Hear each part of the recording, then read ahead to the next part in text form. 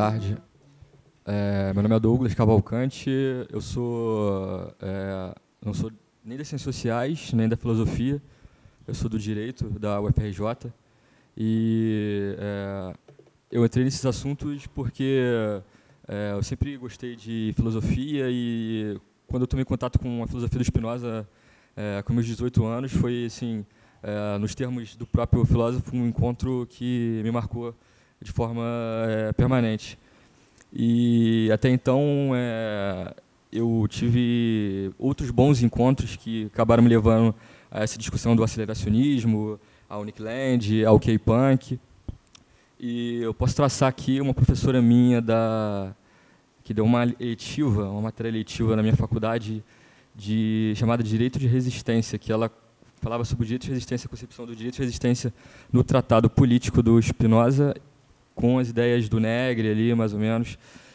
E ela me passou por outro encontro bastante alegre, me recomendou a leitura do Spinoza, Filosofia Prática, do Deleuze. E aquele livro, para mim, foi sensacional, porque a ética ela já se demonstra o seu movimento, a sua proposta em si, mas ela é muito árida ainda, ela é, de certa forma, labiríntica. E aquele livro do Deleuze, na parte do glossário, ele destrincha todos os termos spinozanos de uma forma muito mais clara ali, ainda mais clara do que as lentes que o Spinoza poliu com a ética. Enfim, e aí eu, depois nessa leitura mais ou menos do Deleuze, eu acabei conhecendo esses autores que puxam uma interpretação bastante, vamos dizer, maldita dessa dupla, né, do Deleuze e do Guattari. E aí eu acabei entrando no K-Punk, me debrucei principalmente aquele texto que o meu amigo aqui comentou, o que ele fala sobre a saída da ideia do sistema operacional humano, que é o Neuropunk, esse texto que foi um texto que me marcou pessoalmente, e daí eu comecei a buscar todos os outros textos que ele relaciona o Spinoza nessa ideia do racionalismo frio, né? Essa proposta que ele traça. E aí, assim, como o meu colega aqui mesmo disse, é muito interessante isso. Você vai lendo não só as postagens do blog, mas você vai lendo os comentários, as discussões que estão tendo nos comentários, e a partir daí links para o outro blog, o Hyperstition, e aí ver os comentários do Reza, lá, do Nick Land, até o Ray Brassia também tem postagens nos comentários, e o Simon Reynolds também tem comentários deles. E aí você, assim, para montar o que é a minha fala, o meu texto, eu passei por todas essas discussões que estão como, vamos dizer assim, um arquivo, um registro que, como o Guardian, o jornal britânico, comentou, que o blog K-Punk ele merece ser lido pelas futuras gerações e tal, pelo que ele marcou e o que esses futuros perdidos, que a espectrologia que ele cunhou está ainda por gerar efeitos. Enfim, vou começar a leitura do meu texto, então. Bem, aqui eu começo com uma biografia do Spinoza. Enfim, acho que estou falando aqui para a maioria dos filósofos, mas só para traçar mais ou menos o Spinoza como uma causa, a vida do Spinoza como uma causa da sua filosofia, que é um desdobramento da própria vida dele. Spinoza é um filósofo do século XVII, nascido na Holanda, de origem judaica sefardita portuguesa. Sua origem é nesse contexto de parte dos judeus que habitavam a Península Ibérica que não resolveram se converter para virarem cristãos novos pela Inquisição portuguesa, ou então desistiram da conversão de tal modo que emigraram. O pai de Spinoza, ainda criança, fugiu de Lisboa com um avô em 1615. Se refugiaram em Nantes, na França. ao que também foram expulsos. Então se assentaram em Roterdã para pouco tempo após irem para Amsterdã, onde havia uma comunidade judaica portuguesa já instalada. O pai de Spinoza. Então, o Spinoza nasce em 1632, e por volta de 1654 ou 55, aos 20 anos, ele começa os estudos de latim com Franciscus van den Enden, que era um livre pensador ateu que partilhava dos princípios do cartesianismo. Também, por uma curiosidade, é um democrata radical que mais tarde chegou a participar de uma conspiração e foi executado em 1674, na França. Bem, foi ele que introduziu Spinoza na filosofia moderna e a matemática cartesiana. Bem, esse ambiente, essa Holanda setecentista, cosmopolita liberal, marcada pela permissão do exílio dos judeus em 1615, e o lugar ao qual o discurso do método foi publicado em 37, apesar de ligar ao filósofo a companhia de cristãos liberais e anticlericais, o próprio background meio que a comunidade judaica portuguesa se desenvolveu favoreceu também o surgimento de outros judeus descrentes, igualmente descrentes, e com questionamentos aos dogmas de sua religião, não apenas por serem oriundos de um meio que praticou falsamente a religião católica para sobreviver na Península Ibérica, mas que também entrou em contato com essas ideias heterodoxas que surgiam, o próprio cartesianismo, por exemplo. Bem, e aqui vale mencionar Uriel da Costa, foi condenado em 1647, excomungado pela sinagoga por negar a imortalidade da alma e a lei revelada, só reconhecendo a lei natural. Em 1656, Juan de Prado, acusado de ter sustentado que as almas morrem com os corpos, que Deus só existe filosoficamente falando, que a fé é inútil, será castigado e também excomungado. Igualmente, em 1656, Spinoza será excomungado pela congregação dos judeus portugueses de sua comunidade. Então, o meio como causa parcial de vida de Spinoza, como sua filosofia indicaria.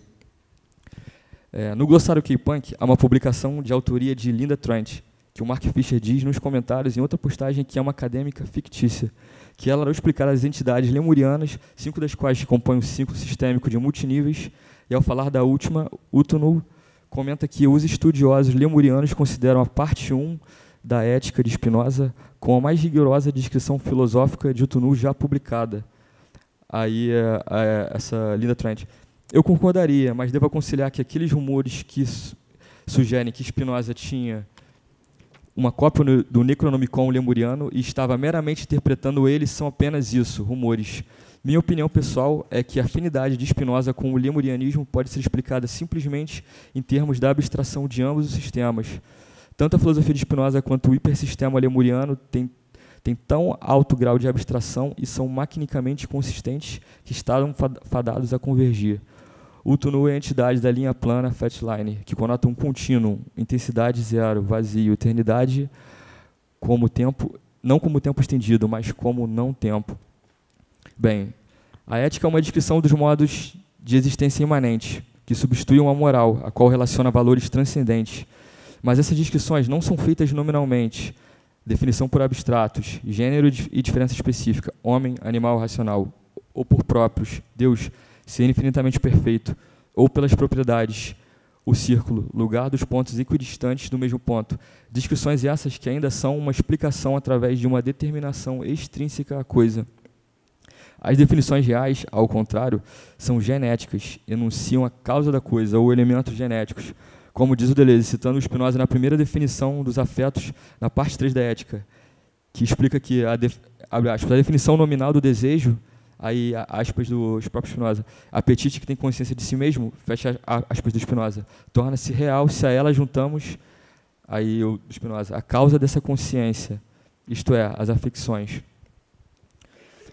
A ética se debruça sobre a substância, a causa necessária determinada de todas as coisas e que nada existe fora dela, proposição 15 e 18 da parte 1 da ética, mas a expressão dela. Essa ontologia de que Spinoza tira não apenas sua metafísica, mas se desdobra diretamente na sua ética, seu projeto de bem viver e livremente, também desembocará na sua política, o tratado teológico político e o tratado político, que também é uma consequência lógica e natural desse sistema.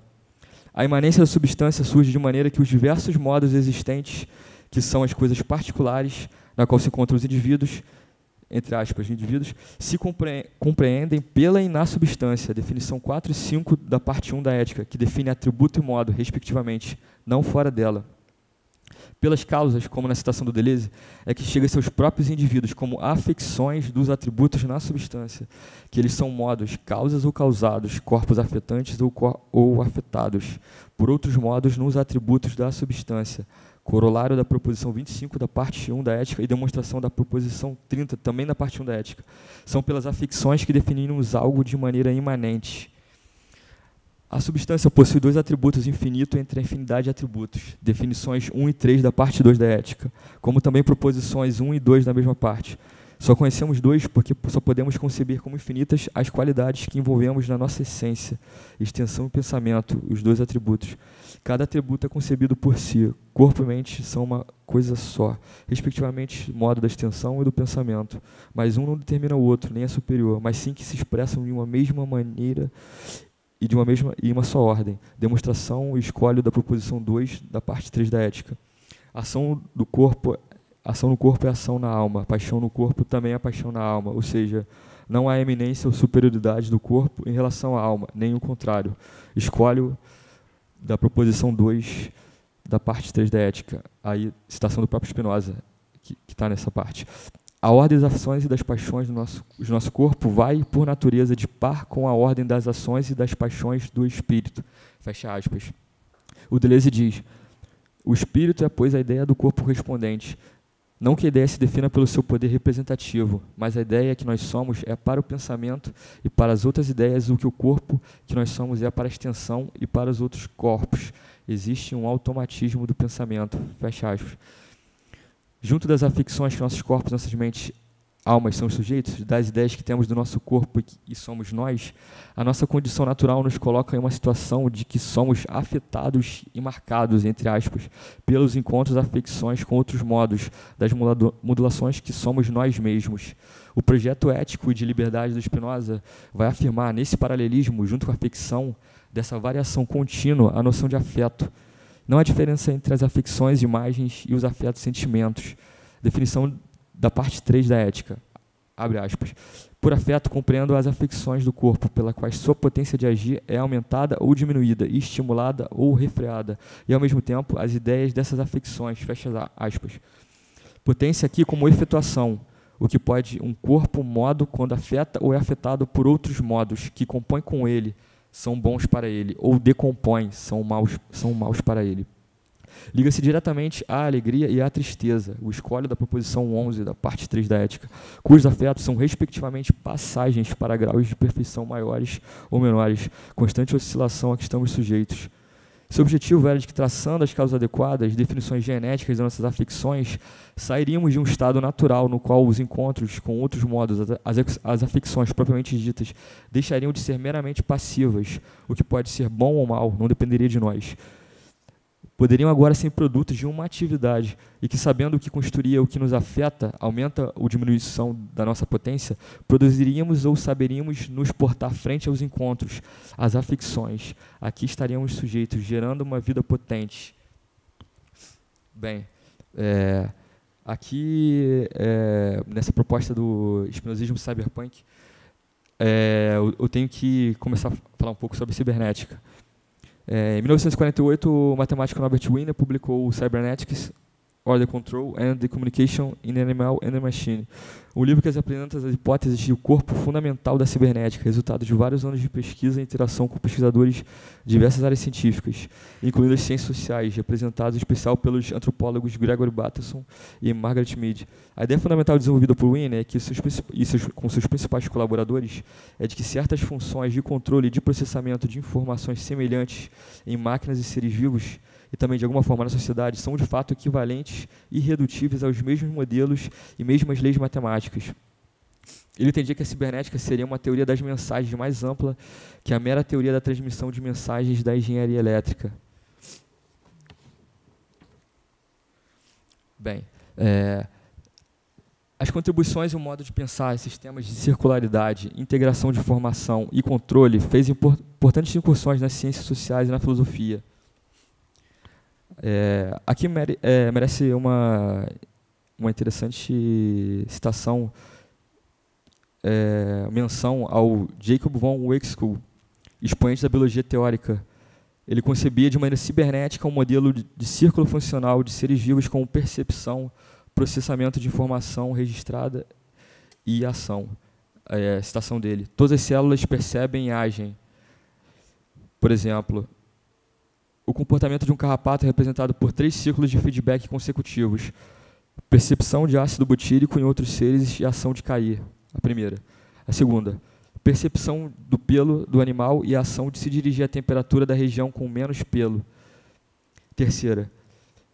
Percepção da região com menos pelo e a ação de morder e sugar. No mesmo livro sobre Spinoza, tomado como referência aqui primeiramente, o Spinoza Filosofia Prática, Deleuze diz que o Weixkull é um espinosista, ao traçar o mundo do carrapato pelo poder de afetar e ser afetado.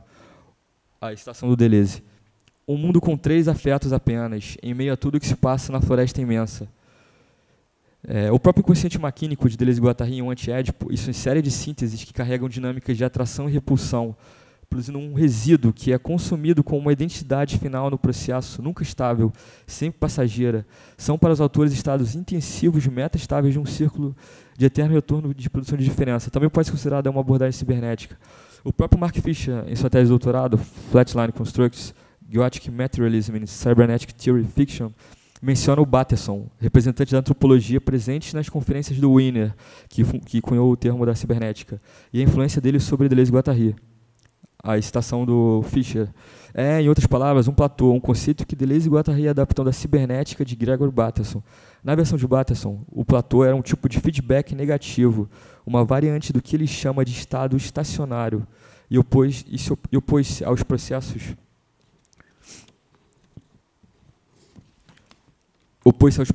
de feedback positivo descontrolados que ele denominou cismogênese. Os platôs de Deleuze e Guattari não podem ser descritos diretamente como sistemas de feedback positivos ou negativos. Eles são sistemas dinâmicos, que, no entanto, não se esgotam em escapada de autoconsumo. Bem, o termo a cibernética como um campo do conhecimento, aqui na obra de Genealogia do Ciborgue, Harry Kunz comenta aqui, abre aspas, quase ninguém hoje se auto-intitula um ciberneticista.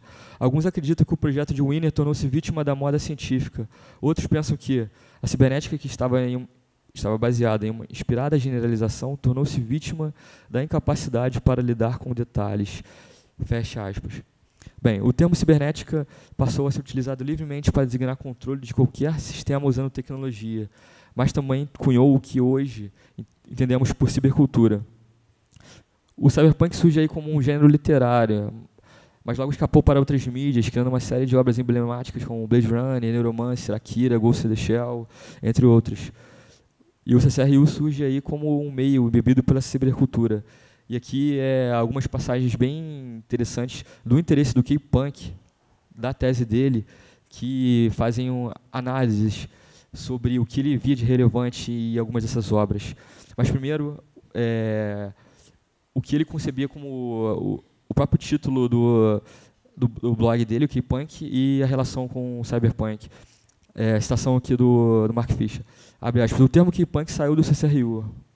O K foi usado como uma substituição libidinalmente preferível para o cyber, capturado pela California Wired, palavra cibernética tendo suas origens no grego kuber, que foi cunhado pelo Wiener, né? CCRU, aí, continuando o Fischer, CCRU entendia o cyberpunk não como um gênero literário, uma vez na moda, mas como uma tendência cultural distributiva facilitada pelas novas tecnologias.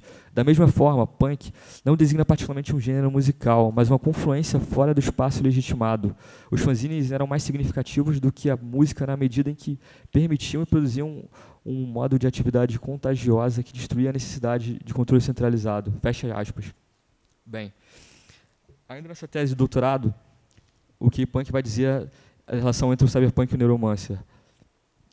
Abre aspas. A luta, então, não é entre mente e corpo, mas entre diferentes modos do corpo, alguns dos quais produzem efeitos de transcendência no nível de enganos mentais. Então, quando se depara com o cyberpunk, um melancólico pós-modernismo organicista sempre retorna para Descartes, enquanto que o materialismo gótico descobre um espinosismo emergindo das narrativas ostensivamente dualistas do cyberpunk. O cyberpunk revive o ceticismo cartesiano apenas para materialisticamente e espinosisticamente subvertê-lo. Tudo que Para o excessivamente cético Descartes das primeiras meditações, é uma evidência de que a consciência é o objetivo ou finalidade última, torna-se para Spinoza e o cyberpunk um sinal de que toda percepção é uma questão de estimulação corporal. E aqui ele cita o K-Punk cita o Cronenberg. Ao afetar o corpo, seja com TV, drogas, inventadas ou não, você altera a sua realidade. Fecha aspas do Cronenberg. A realidade para os personagens de Gibson pode ser um estado de mente, uma alucinação consensual, entre aspas, como o Neuromancer sugestivamente coloca. Mas a mente, como Spinoza teria colocado, é uma ideia do corpo, e aqui o K-Punk coloca a referência. A Ética, parte 2, proposição 13. O que, de uma perspectiva neo-cartesiana, é uma questão epistemológica, torna-se no cyberpunk uma questão rigorosamente técnica. Se a subjetividade pode ser experimentada por um cérebro em uma cuba, como é no Count Zero do Gibson, o que é interessante para o cyberpunk não é a subjetividade, mas a cuba. E aqui também vale uma menção interessante na mesma tese do Mark Fisher sobre o Blade Runner e temas centrais no cyberpunk. Abre aspas, invertida, esta mesma questão ecoa ao longo do Blade Runner, da ironia metálica da pergunta de Deckard a Tyrell a respeito de Rachel. Como pode não saber o que é, Deckard? Aspas ainda, uma máquina que pensa, mas pensa que é o que não é, certa de que não é o que é. Fecha aspas. Ironicamente, responde a sua própria pergunta.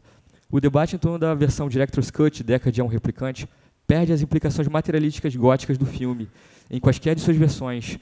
Uma vez que em Blade Runner, os critérios para classificar o humano acima dos replicantes e qualquer outra coisa, agora evaporaram. As questões epistemológicas cartesianas foram obsolescidas pelos critérios funcionais, o Wiener e operacionais, o Baudrillard. Já que você pode ser um replicante, o que significa dizer que os replicantes podem fazer o que você puder e, em alguns casos, ter as mesmas crenças sobre si mesmos que você. É como se você fosse um replicante, uma máquina desejante. Tornar-se replicante, portanto, não é uma questão de identificar a si mesmo com uma máquina técnica, não é uma questão de identificação, mas de reconhecer toda a identidade como construção. É para decodificar os falsos chips de memória do edipianismo antropocentrista, para reconhecer que, porque tudo foi produzido, nada é dado. Fecha aspas. E aqui, por fim, ainda na tese do Mark Fisher, mais uma parte bem interessante que vai gerar um rumo aqui no meu texto, que é sobre a propagação e distribuição sistêmica. Abre aspas, na tese do Mark Fisher. Assim como o Blade Runner, o Neuromancer de Gibson é um exemplo de trabalho na ficção dos temas da reprodução mecânica e da propagação gótica. De fato, a oposição entre reprodução e replicação poderia ser o tema central do livro. Tudo vem junto na imagem que o Wintermuth remixa dos sonhos de Case. Aí aqui é uma nota de rodapé desse mesmo trecho que o K-Punk escreve, que estranhamente ecoa as memórias implantadas de Rachel no ninho de aranha em Blade Runner, sugerindo uma conexão frequentemente feita por Dick, o autor do livro original que inspirou o Blade Runner, e implícita em Deleuze e Guattari, entre insetos, aracnídeos e máquinas. Enxame animpático como um diagrama, não metáfora, para a multiplicidade anorgânica, como Nick Land insiste. Aí ele citou o Land aqui. Isso pode ser interpretado como uma metáfora, não fosse que no platô ou no plano de consistência todas as associações significantes entrem em colapso em funções maquínicas. Bem, e aqui eu cito um trecho que eu acho que resume toda a proposta de um texto do Nick Land chamado Desejo Maquínico, e depois eu vou partir para o realismo frio e esse espinosismo do K-Punk. Isto é porque, abre aspas do Land, o que aparece para a humanidade como uma história do capitalismo é uma invasão vinda do futuro de um espaço inteligente artificial que tem que se montar inteiramente a partir dos recursos do seu inimigo. A digitomercantilização é o índice de um tecnovírus escalando cyberpositivamente, um traumatismo insidioso auto-organizante que guia virtualmente todo o complexo desejante biológico em direção à usurpação replicadora pós-carbono. Fecha aspas. Bem, aqui é uma análise que eu faço desse trecho. Até aqui sabemos que a cibernética é a teoria do fluxo, controle e comunicação entre partes e equilíbrio, são alguns de seus elementos. Um circuito é cybernegativo quando ele consome a si mesmo, negando seus estímulos invasores e volta ao ponto principal, ponto inicial, se retroalimentando. Um circuito é cyberpositivo quando ele sofre uma mutação, seja por estímulos / informações novas ou característica intrínseca, que eleva o seu limite, e dessa forma não consome a si mesmo, mas se escala. Então, ao invés de se fechar em um loop, ele dá loops cada vez maiores. É uma dinâmica de escape. Quando fala em traumatismo insidioso, entre aspas, aqui as coisas ficam ainda mais estranhas. O autor comenta em nível da nossa psique. Para Freud, o trauma é uma invasão, uma violação, uma barreira de outra forma eficaz contra estímulos. Essas pulsões, diferente da categoria do instinto, que são respostas específicas pré-estabelecidas e genéticas, têm um caráter plástico, são instintos simulados, artificiais, e podem conduzir a comportamentos diversos. Ocorrerá que as pulsões, por seu caráter artificial, e mesmo apesar dele, não têm qualquer distinção da violência mecânica do trauma. Por conta disso, essas barreiras do sistema perceptivo-consciência, voltado a ataques externos traumáticos, não funcionam contra o estímulo interno artificial, que é gerado de dentro, através da replicação artificial do comportamento do trauma, justamente por conta dessa natureza plástica não específica da pulsão, gerando uma resposta /reação /negociação física do organismo a esse estímulo artificial. As máquinas replicantes /capital que tomaram nossos corpos através de pulsão levaram o organismo ao vício, categoria que segue um padrão auto-organizante e tem a capacidade de integrar informações e elementos exógenos. Os replicantes replicaram a própria reprodução do nosso inconsciente. E os nossos reprodutores estão fixados /viciados na reação ao trauma /estímulo /prazer que os fortalece.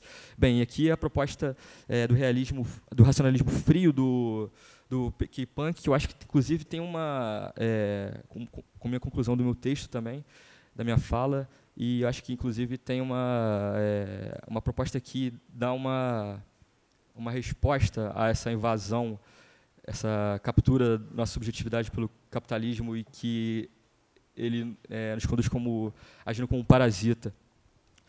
Mark Fisher resgata Spinoza como um engenheiro do abstrato, que traça um mapa para uma autocomposição no plano de imanência, que não culmina na destruição pela desestratificação, desterritorialização absoluta. Em outras palavras, ele analisa friamente pelas causas o que somos nós. Um movimento para além do fetichismo dos processos cyberpositivos, K+, isso o que o próprio K-Punk disse numa dessas postagens. Uma compreensão de que o nível cibernético de primeira ordem, escalonador, autorreforçador, será no segundo nível cibernegativo à medida que o bloqueio homeostático entra em ação. Nas palavras do Fischer, um incêndio florestal acabará por consumir a floresta, nada ali, desmorte. Uma economia de energia diferente é necessária, fecha aspas, do Fischer. Poderíamos também retornar a Deleuze-Guattari no mesmo livro já comentado, Spinoza, Filosofia Prática, que o plano deve ser construído nessa cartografia do abstrato, nas coordenadas de latitude, intensidade e longitude, extensão. Das relações de movimento e repouso, velocidades e lentidões, das afixões com outras partículas que caracterizam a longitude, a extensão, que compõe o que nós somos em um movimento, não deveriam ser estendidas ad infinito em tal gráfico circuito plano, já que tal tarefa, em função de aumentar desenfreadamente a latitude, a intensidade, implicaria na explosão do sistema. E aqui eu estou concebendo a explosão de uma maneira diferente que o Land concebe no Teleoplex. Enfim, explosão do plano circuito, aqui como destruição total. Já que o bloqueio homeostático não conseguiria conter o aumento tensionado, escalonado ao hipermáximo e estimulado em algum ponto pelos referidos vírus, invasores e parasitas que escravizam o sistema operacional humano, que é o modo como a nossa organização de fábrica é facilmente capturada pela moral, pelo Estado e pelo capital, principalmente. Em outras palavras, os sócios, nas palavras do Deleuze-Guattari, o termo sócios. A imanência, a substância de Spinoza, continuaria seu rumo de uma maneira ou outra. Não se trata aqui de salvar a humanidade ou quaisquer resquícios dela, mas de uma tarefa fria de mapear e direcionar a razão para fora do padrão humano, da humanidade, no preciso trabalho de inquirir rigorosamente suas causas adequadas, o que o compõe e o potencia, eliminando a estratificação artificial desse sistema operacional humano, ou seja, nossos circuitos presos aos ciclos repetitivos, viciantes, de modo que ignoramos suas causas. Tal medida configura uma aceleração puramente positiva, fora da maneira que somos organizados e o que nos restringe, o que nos freia, de um corpo ou o que restou dele, para uma relação de circuitos cada vez mais intensos com a menor extensão possível. Não de frear a extensão, mas de intensificá-la como causa adequada, no limiar da estratificação total, da intensidade zero e uma relação puramente afirmativa, mais de menos, feedback eficiente. O que o próprio K-Punk e Mark Fisher, em uma discussão sobre Spinoza, diz. Enfim, ele pergunta, não é isso que Deleuze e Guattari dizem, que o corpo sem órgãos é sempre pretendido, o horizonte, mas nunca alcançado? Fecha aspas. Enfim, termina a minha fala.